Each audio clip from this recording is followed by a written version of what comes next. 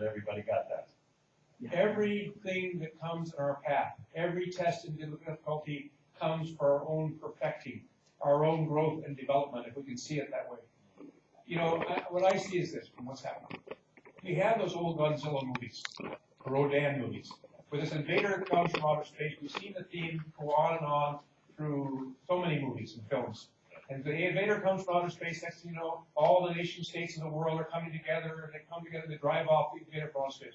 Well, we've been invaded from inner space. Been invaded from here. And that is our greed. This belief that the material world is the ultimate goal of the human being, is to acquire as much material things as possible, and not realizing there's no happiness in the end from that. We're all going to go back to the same Mother Earth. We're only here for a short time. And what motivates us in the worlds beyond are the qualities of compassion, kindness, forgiveness, justice. Not how much money I have. I haven't seen anybody drive up and put a dump truck full of money in somebody's grave with me. And I think the whole notion, whenever it came into existence, it wasn't always the case that you could own land. Exactly. You know, it wasn't always the case that you considered something that was yours, that could be bought, that could be sold, whether it was another human being, whether it was a piece of property. But at some point, it went from this oneness that you're speaking of to that this is mine, that's yours. If I'm going to have more for me, then it's going to be less for you, but that's okay, because as long as there's a chance for you to get more too, then somehow the system is equitable, but it completely, at the core, is not. Exactly, because the fact is that we are spiritual beings as well as physical beings. And every economic theory on the face of this planet, whether it be Marxism or capitalism, is simply based in a materialistic paradigm. We're a lot more than just physical beings. We're a lot more about us. And the fact is that if you think this outer physical world is going to give you the power and strength you need to endure whatever, try to go without sleep for about 7 days and see what happens to a human being. We have to go back within ourselves. We have to go to sleep, because in here is truly the power that continues us moving each day. And so I really see, very simply, this is a lesson the entire human family has needed to learn in our own spiritual growth and development. We've had to learn the hard lessons, which we're really coming to it now, that simply the acquisition of material things is not what brings happiness. Simple. But we had to learn the lesson, because we got all dazzled by all of a sudden here 300 years ago. You know, we see about 1844 this parabolic curve, and all of a sudden we start going off the charts with technology. And people believed that science by itself was going to solve every human problem. And I'll tell you this, science without values, science without, and I'm not talking about fanaticism, without spiritual values becomes a Frankenstein. At the same time, spirituality or religion without reason becomes fanaticism. So science and spirituality or religion have to go hand in hand, because one comes from the same source as the other. And until we respect and utilize the tools of science with values, we're going to end up where we're at now. And I think there's a real connection, because it actually happens that through history, many of the greatest scientists or physicists have eventually turned to things such as poetry or philosophy. Exactly. In fact, it's so incredible that towards the end of his life, Albert Einstein said, when we uncover the power of prayer, science will advance further than it's ever advanced before. You know, and so it's true. I mean, quantum physics is something our indigenous people knew about forever. You know, when I came home from university, I always told my father the things I learned. And I just started talking about the psychology of Carl Jung and all these different, and then I started talking about quantum physics, and he took me further than what the scientists were talking about. And I said, Dad, why didn't you tell me that before? You know what he said to me? Son, you didn't ask me. Because if you don't know the question, how can you get the answer? We're stuck in this limited framework of thinking, and we believe it's just this way. But for me, like we talked out there when we met each other, you know, we used to have to raise our hand to go to the bathroom in class. I'm not going to raise my hand anymore to ask for the bathroom. We need to take direct action in a good way. And, recognize the limitations and the impotence. The impotence right now, because these structures of the nation states are not able to manage the state of unfolding human consciousness. As simple as that. They're not able to do it. And I think also in terms of the indigenous people that in the conversations I've been able to have is that there's such that sense of, one, that they've done, they're at least a cause in the matter of this crisis, and they're bearing the bulk of the brunt with the fewest amount of resources to actually even mitigate or adapt in the situation. Well, at the same time, one time I went to speak when I was young. I used to be invited to speak to a lot of high school graduation of indigenous young people because they saw me as young. Now that I'm getting older, I'm elder, they invite me again. In the Middle Ages, they didn't. And after I spoke so passionately about how we love the environment, how we did this, how we did that, we always prayed, one of the young people came up after me and said, Phil, he said, if we were so great, if we had such a spiritual foundation, why did God punish us? Now that was a good question. And I prayed about it and thought about it. And I realized, do you think you say you believe and will not be tested? So for 500 years, we have held on, sometimes through tremendous pain, but we've never given up. We've continued to pray. When we go into our Sundance, for 4 days, you go without food and water. Sometimes you pierce, or into a sweat lodge, or into a longhouse, and we go through ceremonies. But when you come out, you're stronger. We're coming out of a 500-year Sundance, and we are stronger than we've ever been. And the greatest thing we have to give is the fact that we're coming and embracing everybody as a human family in forgiveness. You can do what you can, but one brother of mine, Phil Lucas, great filmmaker, passed on the spiritual world, he used to tell me, he said, and I didn't like what he had to say, he said, Phil, the only person that can teach the person with the whip what forgiveness is about is the person being whipped. But that's heavy. That's heavy. But, it's just, first of all, it's just so wonderful to have this opportunity to be with you.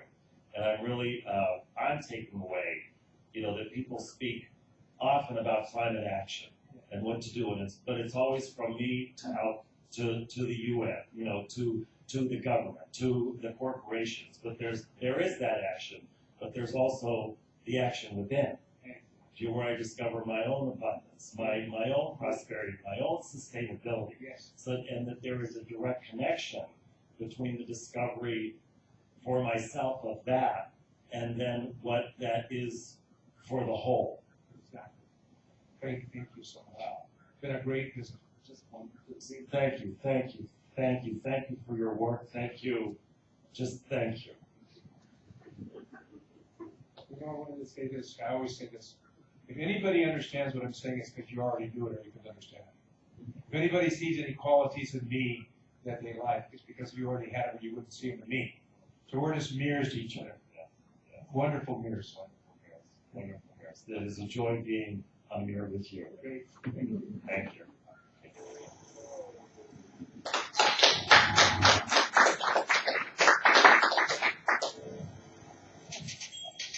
Aaron, yeah, there you are. The one direction yeah, of course. Thank you very much for bringing that to our attention so that we could all show. Yeah, that's great.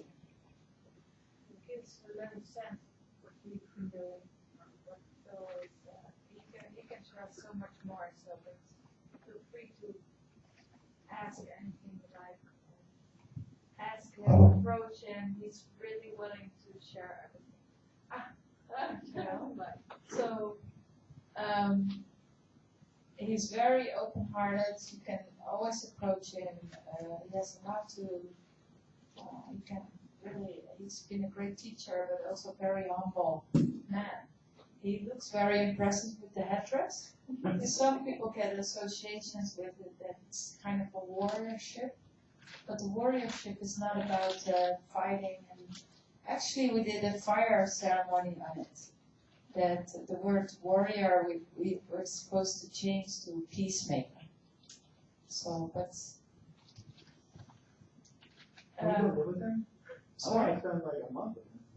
Yeah. I would love to like, I'm just saying, I'd love to like deep dive the film. Like, then, I'm gonna ask you about how business someday, but I just coming around with it. One day wouldn't be enough. I want to just be around that dude and like soak it all in. I mean, that's what we're doing. Science and spirituality together is what Chris speaks much more open than I do about it, but that's what we're doing. Yes. We called it ancestral technology recently because someone pointed out it's not the new paradigm, it's not new science, it's just remembering what we already know. That's our role in the technology. So, sacred technology, we call it.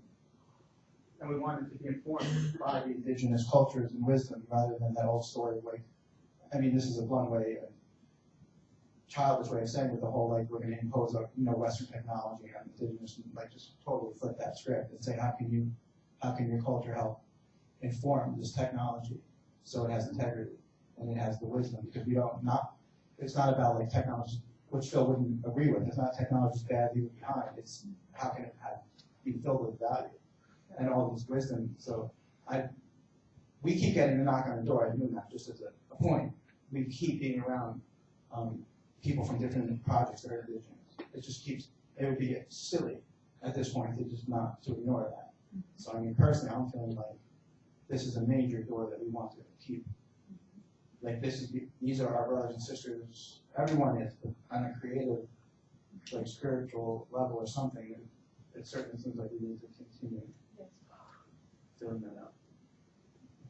Yes, and I don't know if you've noticed, but in the map we received in the beginning of tonight, there's also this document on digital social networks. It has everything in there to create digital networks with these deep values and. I read the first few pages. You did? I haven't been able. I started mapping the actual thing for my own, so I could read it. But I did read the first 4 pages. But I was so excited, I stopped and I said, "This is why I was like, I got to just hang out with Phil." Yeah. Like, of course I'm going to read it. We just had to try to call in John Raymer, who wrote the whole document together with Phil, and we might be able to get him online tomorrow or the day after tomorrow. So.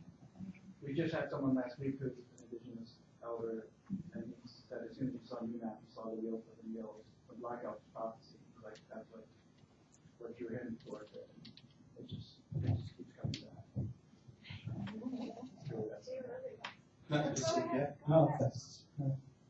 I could talk forever about it. Everything you say. Sounds like never mind. What's mine? What's mine? Thank you.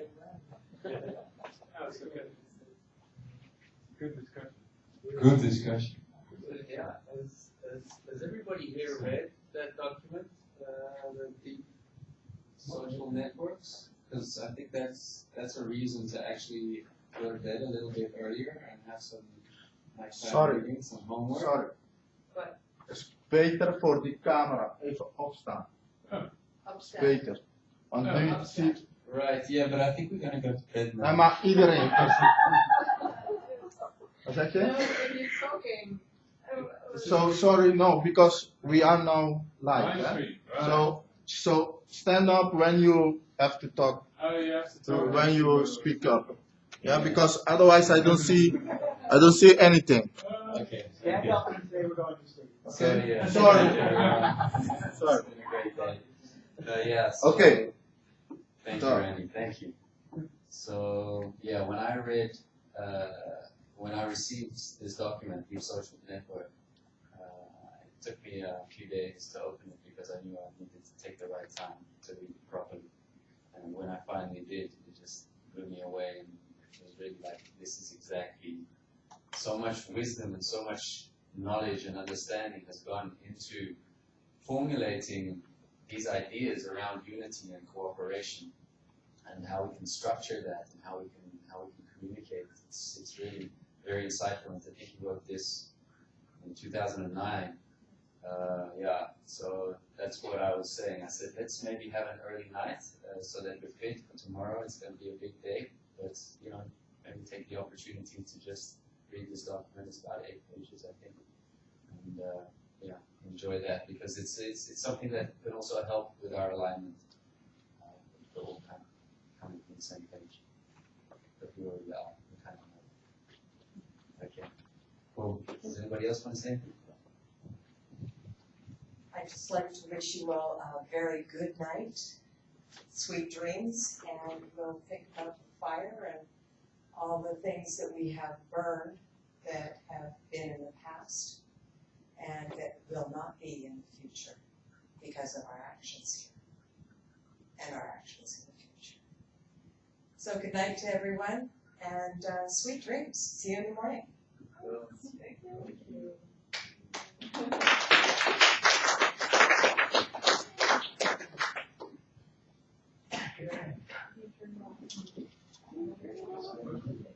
Yeah.